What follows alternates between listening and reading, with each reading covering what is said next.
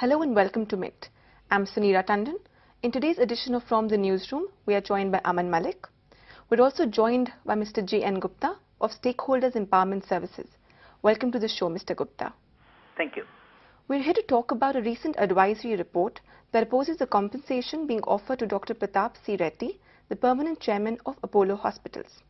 So, Aman, my first question to you is, what is the opposition that the advisory exactly has towards certain resolutions proposed in the AGM?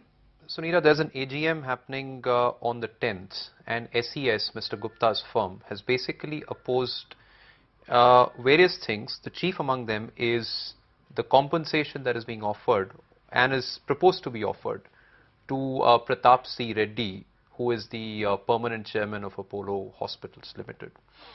As per the resolution, Mr. Reddy, or rather Dr. Reddy, is to be offered a compensation for the next 5 years at the rate of 5% of the company's profits, which is what SES is opposing. That they're basically in effect saying that it's too high.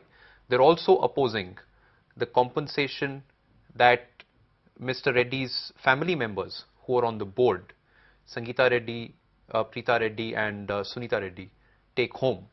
And that is something that is also of concern as per SES. They're basically saying that it is against, it's a case of, it's legally all right, but it's a case of bad corporate governance.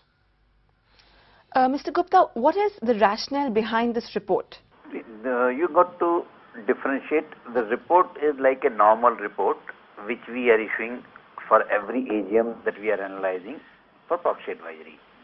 In this report, when we analyze the remuneration and the resolution for Mr. Reddy's remuneration, we say that the guidelines very clearly state that executives should be offered fixed pay as well as variable pay.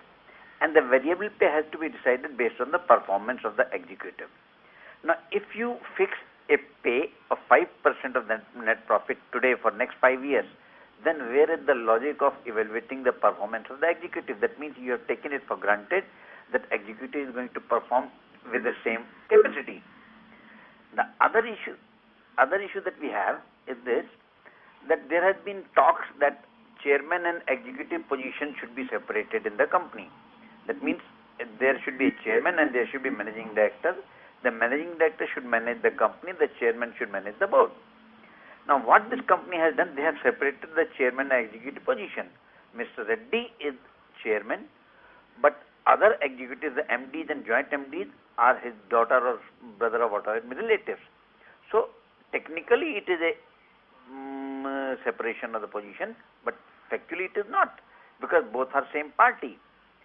Other issue is this, that it makes you feel that in 1.2 billion people, the only people capable of doing the managerial position in the company belongs to Dr. Reddy's family. Because all the 5 executives are related to Dr. Reddy. So, Aman, how effective are these advisory reports? Sunita, these are basically proxy advisory reports. They are essentially aimed at educating individual investors as to what they ought to be doing. And frankly speaking, this is the view of a certain set of individuals who are preparing these reports.